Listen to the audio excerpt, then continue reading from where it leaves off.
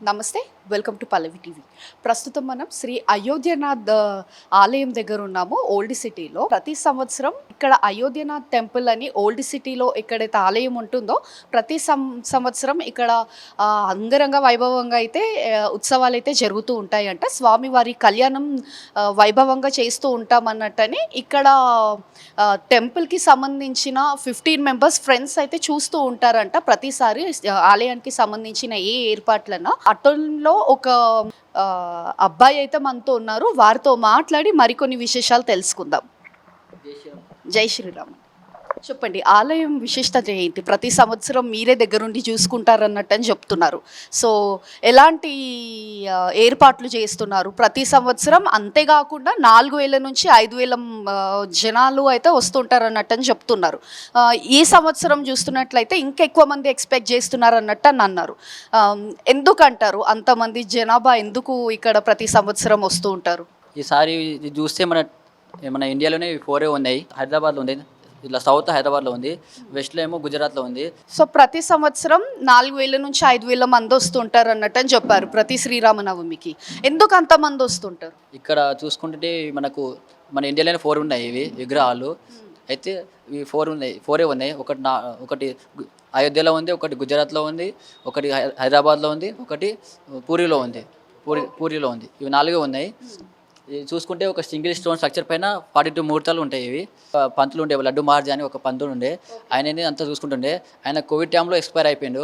అయితే కోవిడ్ టైంలో ఎక్స్పైర్ అయిన తర్వాత మా అన్నవాళ్ళు, కొంతమంది అన్నవాళ్ళు ఉండి ఒక టీమ్ అయ్యి 50 మెంబర్స్, ఒక 20 మెంబర్స్ టీమ్ అయ్యి మేమే కోవిడ్ టైం తర్వాత మేమే వచ్చి ఇక్కడ ఎవ్రీ సాటర్డే ఒక ఇద్దరు వేసుకొని, టీమ్ మెంబర్స్ వేసుకొని, గ్రూప్ వేసుకొని మేము వచ్చి ఇక్కడ దీపాలు కానీ ఫ్లవర్స్ కానీ వచ్చి ఇక్కడ ఒక సమర్పిస్తుండే వాళ్ళం. దాని తర్వాత మాకు కొంత హెల్ప్ ఇక్కడ మా ఏరియా నుంచి కూడా కొంచెం హెల్ప్ వచ్చి, దాని తర్వాత లాస్ట్ ఇయర్ నుంచి పంతుల్ని పెట్టి పంతులు కంటిన్యూ ఉంటుండే.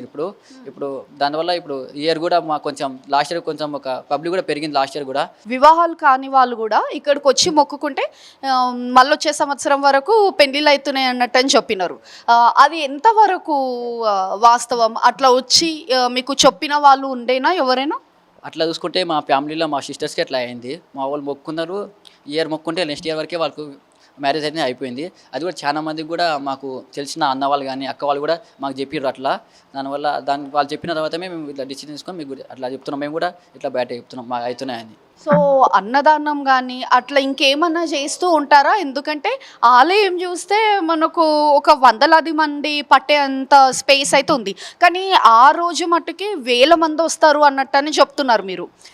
ఎందుకు అంతగానం జనాభా వస్తున్నారు ప్రతి సంవత్సరం? ఇంకా ప్రతి సంవత్సరం ఇంక్రీజ్ అవుతున్నారు అన్నట్టని చెప్తున్నారు. దీన్ని చూసుకుంటే మన టెంపుల్ అనేది ఒక ముస్లిం ఏరియాలో ఉంది, సరౌండింగ్ అంతా ముస్లిం ఏరియా ఉంది.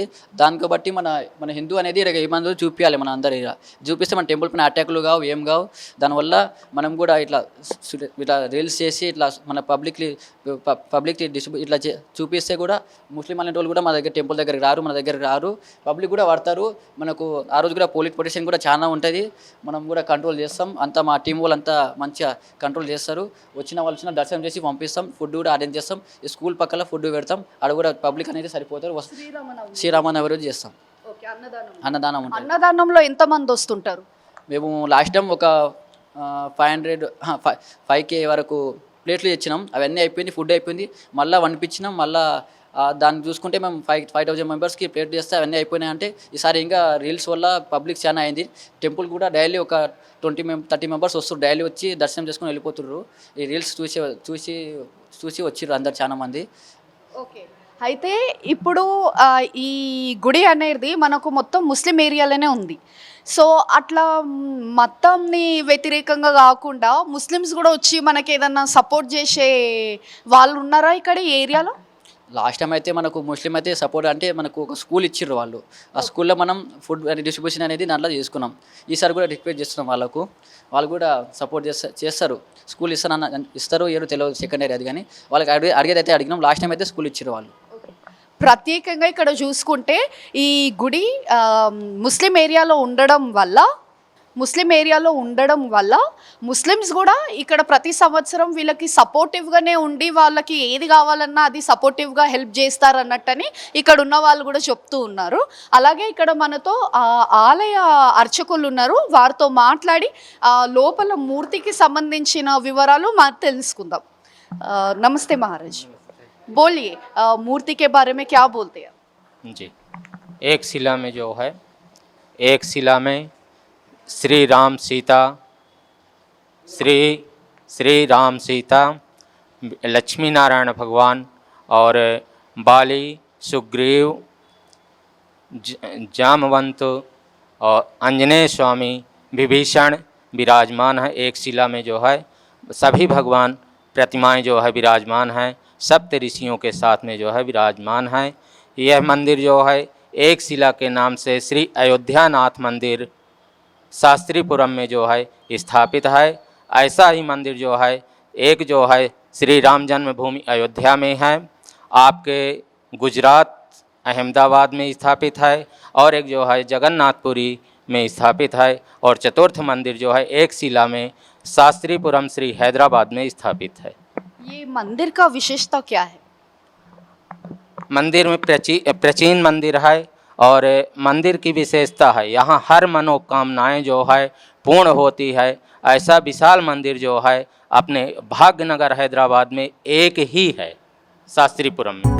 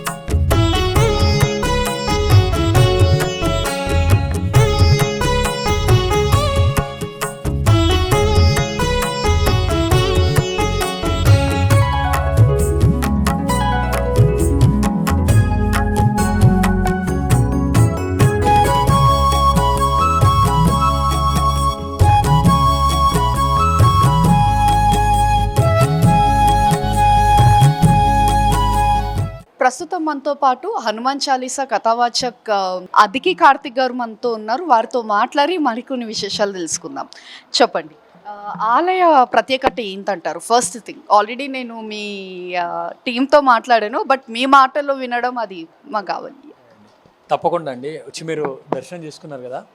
సో ఈ ఆలయము ఇట్లాంటిది మీరు చూస్తే ఏకశిల విగ్రహం ఇది.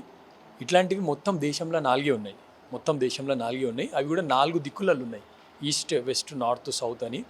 సో కాకపోతే ఇదంతా కూడా ఏంటంటే ఈ రూపాన్ని చూస్తే అసలు ఈ రూపం ఏంది అని అంటే, అయోధ్యలో ఉన్న ఒక సన్యాసికి సంత్ గోపాలాచారి ఎవరైతే అక్కడ ఫోటోలో ఉన్నారో వారికి స్వామి కళలో కనిపించి దేశంలో ఇవి 4 పెట్టాలి అని చెప్పి చెప్తే, వాళ్ళ తమ్ముడు ఎవరైతే లడ్డు గోపాల్ మహారాజీ ఉన్నాడో ఆయనకి ఈ కార్యం ఆయనకి ఇస్తే, ఆయన లైఫ్లో సంపాదించుకుంది అంతా కూడా పెట్టేసి ఇట్లాంటివి 4 మూర్తులు తయారు చేసి మనకి ఈస్ట్ చూస్తే పూరికి పంపించారు ఒకటి, వెస్ట్ చూస్తే గుజరాత్, నార్త్ చూస్తే అయోధ్య, సౌత్ చూస్తే అప్పట్లో ఆయన మొత్తం రెడీ అయ్యి పెట్టిన టైంలో చాలామంది ఇక్కడ శాస్త్రీపురంలో హిందూస్ ఉంటుండే, మోరవర్ శాస్త్రీస్ ఉంటుండే. సో చాలామంది వాళ్ళందరూ కూడా వెళ్ళి ఇంత మంచి విగ్రహం మీరు చేయించినారు కదా, మన శాస్త్రీపురంకే తీసుకురండి, సో దక్షిణ భారతదేశంలో ఒక మంచిగా ఉంటుంది, ఇది వైభవంగా ఉంటుంది అని అంటే సరే అని చెప్పి ఆయన ఆ యొక్క మూర్తిని ఇక్కడికి తీసుకొని వచ్చిండు. బట్ అది అంటే మూర్తి ఇక్కడ రావడం, మేము సేవ చేయడం అదృష్టం అనాలో, లేదంటే ఇంత మంచి మూర్తికి ఇంకా మేము చాలా చేయలేకపోతున్నాం అని చెప్పి బాధపడాలో మాకు తెలియదు. కానీ సో టైం బింగ్ హిందూస్ అందరు కూడా ఈ ఏరియా నుండి వెళ్ళిపోయారు. సో ఇప్పుడు మనకు చూసుకుంటే జస్ట్ నాకు తెలిసి ఒక 0.5% కూడా హిందూస్ సరౌండింగ్స్లో ఎక్కడ కూడా మీకు కనిపించరు. అయినా సరే ఎవరైతే లడ్డు గోపాల్ మహారాజ్జీ 2020 వరకు కూడా ఆయన కంప్లీట్గా ఇక్కడనే సర్వీస్ చేసిండు. చాలామంది వచ్చి ఈ విగ్రహం ఇంత బాగుంది, 40 మూర్తులు ఉన్నాయి ఏకశిలలో, ఇక్కడ ఎవ్వరు వస్తలేరు, నీకు ఆదాయం కాదు, నీకు ఏది రాదు, మనం వేరే దగ్గరికి తీసుకొని వెళ్ళిపోదాం స్వామిని అంటే, అప్పుడు ఆయన ఒకటే మాట చెప్పిండు, ఎందుకు మీరు ఈ ఏరియాలో ఉండొద్దు అంటున్నారంటే, ఈ ఏరియాలో మన హిందువులు లేరు, మన హిందువుల ఏరియా కాదు అన్నట్టు. అంటే అయినా ఈ ఏరియా హిందువులది, ఈ ఏరియా క్రిస్టియన్స్ది, ఈ ఏరియా ముస్లిమ్స్ కాదు, ఈ మొత్తం భూమండలం కూడా రాముంది, ఇది ఇష్వాకు వంశానికి చెందిన వాళ్ళది, ఇది రాముడు రామాయణంలో కూడా మనకు చెప్తాడు, కాబట్టి నాకు ఎవ్వరు వచ్చినా రాకపోయినా నాకు సంబంధం లేదు, నాకు రాముడే అన్ని అని చెప్పి రాముని అంటబెట్టుకొని అయినా ఉంటూ ఉంటే. సో ఆ టైంలో జనరల్గా మా నాన్న ఎట్లకెళ్ళి వెళ్ళేటప్పుడు వచ్చి చూస్తే మొత్తం ఇంత బాగుండు స్వామి ఏంది అని, అప్పుడు చాలా చిన్నగా కూడా మేమందరం ఇంటర్ డిగ్రీ ఆ టైంలో. ఒకసారి పోయిరారా అంటే నార్మల్గానే వచ్చినాము. వచ్చిన తర్వాత ఆయనతో రెగ్యులర్గా మాట్లాడితే చాలా చాలా భవ్యంగా దివ్యంగా అవుతుంది అని అంటుండే, బట్ డైలీ ఒక 10 మంది కూడా వచ్చేది కాదు. సరే మనం ఏదైనా చేద్దాము అని అప్పుడు స్టార్ట్ అయిన సంకల్పం తెలియకుండానే చాలా చిన్నగా ఫస్ట్ శ్రీరామనవమి 2016-17 టైంలో ఒక 10 మందిని నేను ఇట్లా కూర్చోబెట్టుకొని ఇట్లా చేసిండే ఇదే ప్రాంగణంలో. 2018లో కొంచెము, 19లో కొంచెం, అట్లా కొద్దిగా. ఈరోజు శ్రీరామనవమి అంటే ఆ రోజు చాలామంది, వేల మంది వస్తారు. కానీ ఇది వేల మంది రావాల్సిన ప్రదేశం కాదు, కొన్ని లక్షలు కోట్ల మందికి ఈ యొక్క విగ్రహం గురించి తెలియాలి. ఎందుకు అనంటే మన పెద్దవాళ్ళు, మన పూర్వీకులు, ఋషులు ఏదైనా ఇచ్చిర్రు మనకు అనంటే ఇట్లాంటి శిల్పాలను ఇచ్చిర్రు. శ్రీశైలంలో ఎవరైతే శిల్పకారి రామాచారి అని ఒక పెద్దవారు ఉంటుండేవారు, వారు లేరు, ఇప్పుడు కాలం చేసిరు, అయిన చేతుల మీదుగా ఈ యొక్క శిల్పాన్ని చెక్కడం జరిగింది. సో అది దీని యొక్క స్పెషాలిటీ, నా కథ. అయితే ఇప్పుడు ఇది ముస్లిం ఏరియాలో ఉంది మీరు చూస్తున్నట్లయితే. సో ఇన్ని సంవత్సరాలు ఎప్పుడో 1980స్లో నిర్మాణించిన ఈ గుడిని ఇన్ని రోజుల దాకా బయటకు ఉంది, ఇప్పుడు ఎందుకు బయటకు వచ్చిందంటారు? సో ఇప్పుడు ఎందుకు బయటికి వస్తుంది అని అంటే, ఇప్పుడు హిందువులలో చాలా చైతన్యం వస్తుంది, చాలా మారుతూ ఉన్నారు. సో ఇన్ని రోజులు ఏంది అని అంటే, ఎంత ట్రై చేసినా సరే హిందూస్లకి తీసుకొని వెళ్ళలేకపోయినాము. అంటే చాలామందికి పోయింది, కానీ సోషల్ మీడియా అంటే హిందూస్ అంటే చాలామంది కూడా బయట ఎక్స్పీరియన్సెస్ అయినాయి. అరే ఇన్ని దేవాలయాల మీద దాడి అవుతుంది, ఇన్ని మంచి దేవాలయాలు ఉన్నాయా అని చెప్పేసి, అంటే ఆధ్యాత్మికంగా ధర్మపరంగా చాలామంది రీసెర్చ్ చేస్తున్నారు, యువత చేంజ్ అవుతుంది కాబట్టి. సో ఇప్పుడు మేము ఏమన్నా ఇట్లా వీడియోస్ అవి పెడితే ఒక్కసారి స్వామిని ఇక్కడ చూసిన వాళ్ళు 10 మందిని మళ్ళీ తీసుకొని పోయి వస్తారు, అంత అద్భుతంగా ఈ స్వామి ఉన్నాడు కాబట్టి. సో చాలామంది వాలంటీర్గా ఇక్కడికి వచ్చి పూజలు చేయడము, వీడియోస్ చేయడము, పోస్ట్ చేయడం, ఇట్లాంటివి అన్నీ చేస్తున్నారు. అట్లా స్వామి గురించి ఇంకా కొంచెం తెలుస్తుంది. బట్ ఇక్కడ అసలు జీరో సపోర్ట్, అసలు ఏం సపోర్ట్ కూడా లేదు. మీరు ప్రాపర్గా చూసుకుంటే పైన కూడా వర్షం వస్తే కంప్లీట్గా మొత్తం నిండిపోతుంది, అవతల డ్రైనేజ్ కరెక్ట్ ఉండదు. సో స్వామికి సంబంధించిన మేము ధూపదీప నైవేద్యం కూడా అందరం కొంచెం అమౌంట్ వేసుకొని లాస్ట్ 4-5 ఇయర్స్ నుండి మేము చేస్తున్నాము. బట్ బిఫోర్ దట్ ఏంటి అని అంటే ఇక్కడ ఫుల్ టైం పంతులు కూడా ఉండకపోతుండే. ఎందుకంటే 2020లో ఎవరైతే లడ్డు గోపాల్ మహారాజ్జీ కాలం చేసిండో ఆ టైంలో మేము చాలామంది పంతుల దగ్గరికి పోయి మీరు రండి అని అంటే 2 ఆప్షన్స్. ఒకటి ఏంటంటే ఆర్థికంగా వాళ్ళు ఎంతైతే అడిగిరో అంత మేము ఇచ్చే సిచ్యువేషన్లో లేము మేము అందరం, ఆ టైంలో డిగ్రీ అది అవుతుండే. రెండోది ఏంటి అని అంటే ఇక్కడికి రావడానికి కూడా కొంచెం ఎంకల్కి ముందలకి అవుతూ ఉండే, ఈ ఏరియాని చూసి మేము వస్తే ఇట్లా అది ఇదని. బట్ మేము అనుకున్నాము, అరే కండ్ల ముంగల రాముడు కనిపిస్తున్నాడు, పంతులు లేకపోతే మనకు మంత్రాలు లేకపోతే ఏమవుతుంది. సో భరతుడు అంత టోన్కి ఆపర్చునిటీ దొరకలేదు, లక్ష్మణుడు వెళ్ళిపోయాడు ఆయన ఎంబడి. సో మన కళ్ళ ముందర ఒక దేవుడు కనిపిస్తుంది కదా, మనకు తోచింది మనం చేద్దాం. సో రెగ్యులర్గా మనం కాలేజ్ పోదాం కదా, సో సాటర్డే రోజు ఇక్కడికి వచ్చి సాటర్డే, ట్యూస్డే ఫెస్టివల్స్ అని చెప్పి ఒక 20 మెంబర్స్లో ఒక టీం వేసినాం మనం. టీం వేసి 4 ఇయర్స్ నుంచి ఈ యొక్క టెంపుల్కి మేము ధూపదీప నైవేద్యం అట్లా పెట్టుకుంటూ వస్తూ ఉన్నాం. మా విజన్ ఒకటే ఉండే, ఆలయానికి రెగ్యులర్గా ధూపదీప నైవేద్యం వస్తే కొంచెం శక్తి వస్తుంది, అప్పుడు ఆలయం గురించి ఇంకా చాలామందికి పోతుంది అని చెప్పి ఆ గోల్ పెట్టుకొని చాలా అసలు ఒక్కొక్క టైంలో అయితే బక్రీద్ ఒకటే రోజు వచ్చింది, వైకుంఠ ఏకాదశి ఒకటే రోజు వచ్చింది. మేము రావాలంటే ఇంట్లో పేరెంట్స్ అందరూ పోవద్దు ఏరియాలో, అంటే కంప్లీట్గా ఇక్కడ అవన్నీ కట్టింగ్స్ అవన్నీ అవుతూ ఉంటాయి, సో వాటర్ పోతూ ఉంటుంది. సో అయినా సరే మేము ఒకటే నిజమైన రామభక్తులము, హనుమంతుని భక్తులము. జస్ట్ మనము మన దేశంలో ఉన్న టెంపుల్కి మనం పోయి పూజ చేసుకోవడానికి ఎందుకు మనం వెళ్ళాలి. మన పూర్వీకులు అయోధ్యలో అంత మూమెంట్ ఆ టైంలో పోయి లాఠీ గోలీ ఖాయంగే మందిర్ వహీ బనాయంగే అని కూర్చున్నారు. ఆ సిచ్యువేషన్ లేదు కదా మనకి, మనం జస్ట్ ధైర్యం చేయట్లేదు, ధైర్యం చేసి మనం శాంతియుతంగా పూజ చేసుకుందాము అని చెప్పేసి మేము అట్లా ఎన్ని ఛాలెంజెస్ వచ్చినా సరే అవన్నీ కూడా మేము ఇక్కడ ఆ స్వామి తీర్చేస్తాడు. చాలా పవర్ఫుల్ అండి. నేను చెప్తున్నాను కదా, వాళ్ళ వర్క్ చేస్తున్నారు.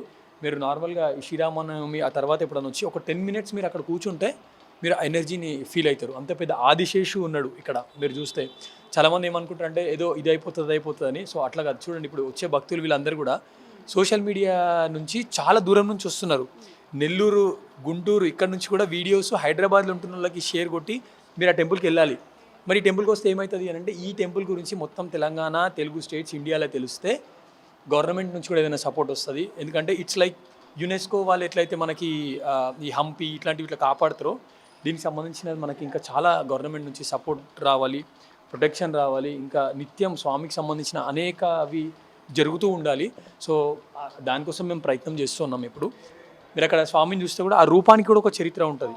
ఈ రూపం ఏంది అని అంటే అక్కడ చూస్తే శ్రీ మహావిష్ణువు, అంటే శ్రీ మహావిష్ణువుని రాముడు పూజించిండు, రాముడు శ్రీ మహావిష్ణువు పూజించిండు. ఈ మొత్తం విగ్రహాన్ని మనకి విభీషణునికి రాముడు గిఫ్ట్గా ఇస్తాడు. సో అది ఇది అండ్ దీనికి కూడా ఒక స్టోరీ ఉంటుంది. ఇద్దరు దంపతులు ఆ మనుక్షత్రూప అని చెప్పేసి వాళ్ళు స్వామికి తపస్సు చేస్తే సత్యయుగంలో స్వామి ప్రత్యక్షమై మీకు ఏం కావాలి అని అంటే మాకు సంతానం కావాలని చెప్తారు. వాళ్ళు చెప్తే మీకు సంతానం వస్తుంది కానీ ఈ జన్మలో కాదు, ఈ యుగంలో కాదు, వచ్చే యుగంలో అంటే త్రేతాయుగంలో వస్తుంది. నువ్వు దశరథుడు కౌసల్య అయ్యి పుడితే అప్పుడు నేను మీ ఇంట్లో రామునిలాగా పుడతా అంటే ఆ ఇద్దరు ఆది దంపతులు ఏమంటారంటే అప్పటి వరకు మాకు గుర్తుండదు, ఈ శరీరంతో తపస్సు చేసినాం కదా, ఇప్పుడు జస్ట్ రూపాన్ని చూపించండి అని అంటే రాముడు ఈ భూమి మీద కాలు పెట్టక ముందు ఎవరికన్నా తన దివ్య రూపాన్ని చూపించిండు అని అంటే మను క్షత్రుపాని ఆది దంపతులకు స్వామి ఇట్లా చూపించిండు. ఎట్లా చూపించిండు అంటే మీరు ఇక్కడ చూసుకుంటే అక్కడ ఉన్న శ్రీ మహావిష్ణువే మధ్యలో ఉన్న రామునిలాగా అవతరించిండు.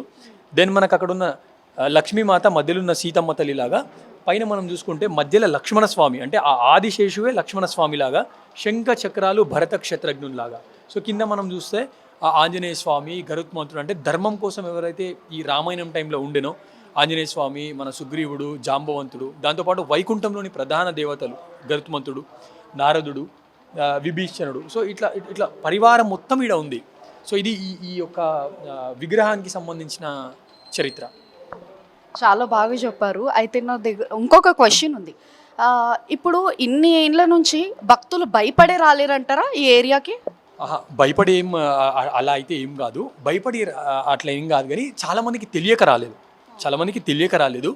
గుడ్ థింగ్ ఏంది అని అంటే ఇప్పుడు మనం చరిత్ర తెలుసుకుంటున్నాం. ఎట్లాంటి చరిత్ర తెలుసుకుంటున్నారు హిందువులు అని అంటే సంభాజీ మహారాజ్ చరిత్ర తెలుసుకుంటున్నారు. ఛత్రపతి శివాజీ మహారాజ్ ఒక గురు తేజ్ బహదూర్ అంటే ఈ ధర్మం ఇంకా నిలబడ్డది అని అంటే అట్లాంటి వీరులు ప్రాణ త్యాగం చేసేసారు వాళ్ళు.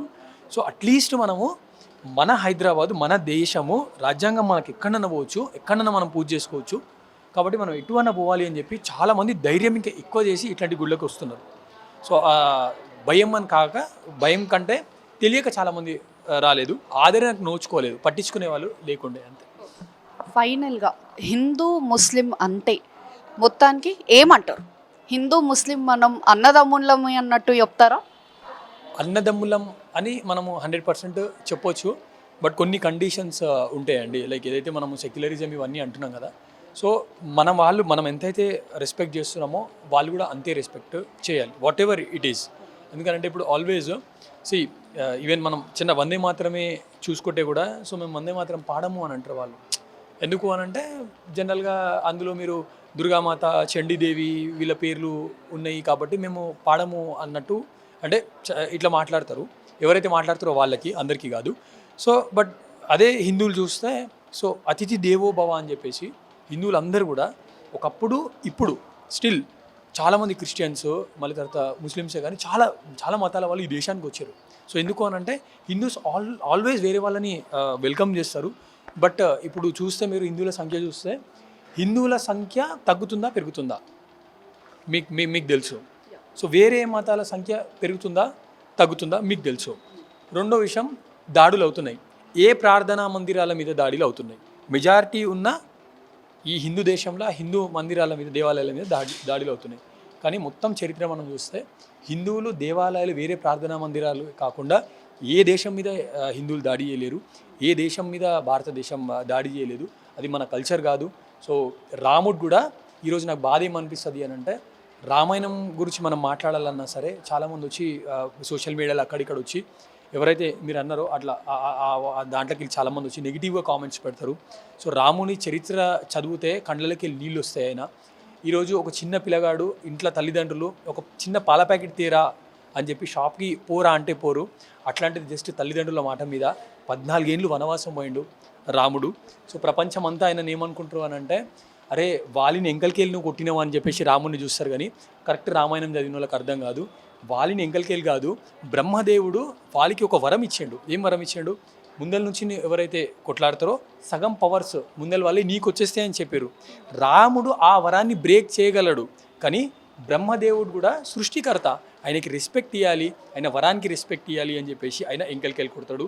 రెండోది ఎంకల్కేలు కూడా ఇంకా ఎందుకు కొడతాడు అని అంటే సుగ్రీవుడు మిత్రుడు అంటే చెప్పిండు అధర్మం చేస్తున్నాడు. ఎవరు వాళ్ళ అన్న మాట్లాడే ఛాన్స్ కూడా ఇస్తలేడు ఎవరికి, సుగ్రీవునికి, వాలి. సో కాబట్టి మిత్రునికి అగ్ని సాక్షిగా ప్రమాణం చేసిన నేను అని చెప్పేసి అది కూడా చేస్తాడు. సేమ్ సుగ్రీవుడు ఏడుస్తూ ఉంటే అరే నా అన్న అనవసరంగా నేను చంపించిన అని చెప్పేసి సుగ్రీవుడు ఏడుస్తుంటే మన అట్లాంటి వాళ్ళు పోయి ఏమంటారు, అరే నువ్వే చంపమన్నావు కదా నేను చంపేసినాను అంటాం. కానీ రాముడు ఏడుస్తూ ఉంటాడు. ఎందుకు ఏడుస్తున్నావు అని అడిగితే అరే నేను అగ్ని సాక్షిగా ప్రమాణం చేసిన నా మిత్రుని కళ్ళకి వెళ్ళి నీళ్ళు వస్తాయి, నా కళ్ళకి వెళ్ళి నీళ్ళు వస్తాయి, ఆయన సంతోషంగా ఉంటేనే నేను సంతోషంగా ఉంటా అని చెప్పి. సో హ్యూమన్ రిలేషన్స్ ఎట్లుండాలి అని అంటే ఒక రామాయణం చదివితే వస్తుంది. సో ప్రతి ఒక్కరు హిందూ ముస్లిం ఎవ్రీవన్ స్కూల్స్లో కూడా 100% రామాయణం పెట్టాల్సిందే. సో వేరే బుక్స్లల్లో వేరే మత గ్రంథాల బుక్స్లలో ఏంటి అని అంటే కొన్ని వర్డ్స్ ఉంటాయి. ఏం వర్డ్స్ ఉంటాయి అంటే ఎవరైతే విగ్రహారాధన చేస్తారో వాళ్ళని మీరు ఇది చేయండి అని ఉంటుంది. అవి కానీ ఎప్పుడు రామాయణం అట్లా చెప్పదు. కాబట్టి ఈ శ్రీరామనవమికి మనం ఈ రాముని ఇన్ని ఉత్సవాలు చేసుకున్నాం ఒక ఎత్తు, బట్ ఖచ్చితంగా ప్రతి ఒక్కరికి రామాయణాన్ని మనం ప్రచారం చేయాలి. సో రాముడు ఒకటే చెప్తాడు, మీరు నాకు ఎన్ని పూజలు చేసినా కళ్యాణాలు చేసినా ఏం చేసినా నేను వస్తానో రానో, కానీ ఇవన్నీ చేస్తే ఒక మనిషి వస్తాడని చెప్తాడు. ఆ మనిషి ఎవరో గారు ఆంజనేయ స్వామి వస్తాడు. సో మేము కూడా ఇక్కడ ఎందుకు చేస్తున్నాము అని అంటే మేము అందరం ఆంజనేయ స్వామి భక్తులం మేము. సో ఆంజనేయ స్వామికి ఏమి ఇచ్చినా తక్కువనే, ఆయనకు ఒకటే మేము ఇవ్వగలుగుతాం. మేము రామునికి ఎంత సేవ చేస్తే ఆయన మాకు పక్కన వచ్చి నిలబడతాడు. కాబట్టి 27th రోజు మీ పల్లవి టీవీ నుంచి నేను కోరుకుంటున్నా, ఎంతమంది అయితే హిందువులు ఉంటారో మీరందరూ కూడా ఏదో వచ్చి మనం తోసేసుకోవాలన్న మైండ్ సెట్ తోటి రాకండి. ఇది చాలా చిన్న గుడి, మన రాముడు ఇప్పుడిప్పుడే పైకి వస్తున్నాడు. పెద్ద పెద్ద అరేంజ్మెంట్స్ మేము చేయలేమేమో కానీ మీరు ఒక్కసారి రాముని చూస్తే మీకు కడుపు నిండిపోతుంది. కొంచెం టైం తీసుకొని రండి. ఇక్కడ మీకు ఇన్ కేస్ కొంచెం పబ్లిక్ ఎక్కువ అనిపిస్తే కూడా ఇట్లా తోసేయకండి, ఇట్లాంటివి ఇవి కూడా చేయకండి. ఎందుకు అని అంటే ఇప్పుడు మనం తిరుపతి ఇన్ని గుళ్ళలకు పోయినప్పుడు మనం ఒక కంపార్ట్మెంట్లో కూర్చున్నప్పుడు మనం కూర్చుంటాం కదా, ఇక్కడ చిన్న చిన్న పిల్లలు చేస్తుంటారు అందరి వరకు. కాబట్టి మీరు వచ్చినప్పుడు కొంచెం ప్రశాంతంగా ఉండి వాళ్ళని తిట్టకుండా ఉంటే మీకు ఆ రోజు స్వామిని నేను చెప్తున్నా, నేను రాశి ఇస్తా, ఈడ మీకు వైకుంఠం రామాయణం ఖచ్చితంగా కనిపిస్తుంది. చాలామంది ఇక్కడికి వచ్చి స్వామిని చూసి ఏడుస్తారు, తెలియకుండా కళ్ళకి నీళ్ళు వచ్చేస్తాయి వాళ్ళకి. 2 రీజన్స్, ఇంత అందంగా ఉన్నావు స్వామి అని ఏడుస్తారు. రెండో క్వశ్చన్, ఇక్కడ ఎందుకు వచ్చి కూర్చున్నావు స్వామి అని చెప్పి ఏడుస్తారు. బట్ ఆయన ఎందుకు వచ్చి కూర్చుండ అనేది మనము కమ్మింగ్ డేస్లో మనము చూస్తాము. గుడ్ ఇన్స్పిరేషన్ ఏంటి అని అంటే భాగ్యలక్ష్మి టెంపుల్ చార్మినార్ నడి బొడ్డున ఉంటుంది. సో అట్లా అని చెప్పి ఏరియా బాగాలేదని చెప్పి వదిలేసారా, భాగ్యలక్ష్మి అమ్మ తల్లి ఉంది కదా. సో చార్మినార్ భాగ్యలక్ష్మి అమ్మ తల్లి ఏదైతే ఉందో, సో సేమ్ ఇక్కడ వాళ్ళ భర్త శ్రీ మహావిష్ణువు ఉన్నాడు ఇక్కడ, సో రాముడు ఉన్నాడు ఇక్కడ. కాబట్టి ఈ టెంపుల్ కూడా నెక్స్ట్ కమ్మింగ్ డేస్లో చాలా అంటే చాలా మంచి స్టేజ్లో ఉంటుంది. సో ఇది ఒక రామసేతు కడుతున్నాం అనుకొని ప్రతి ఒక్కరు రండి. మీరు టైం ఇవ్వాలనుకుంటే టైం ఇవ్వండి, ఆర్థికంగా టెంపుల్కి ఏదైనా చేయించాలి అనుకుంటే మంచి ఆపర్చునిటీ ఇది, మీరు చేయించండి. దెన్ నాట్ ఓన్లీ శ్రీరామనవమి రెగ్యులర్గా వస్తూ ఉండండి అని చెప్పి మేము మనస్ఫూర్తిగా కోరుకుంటున్నాం.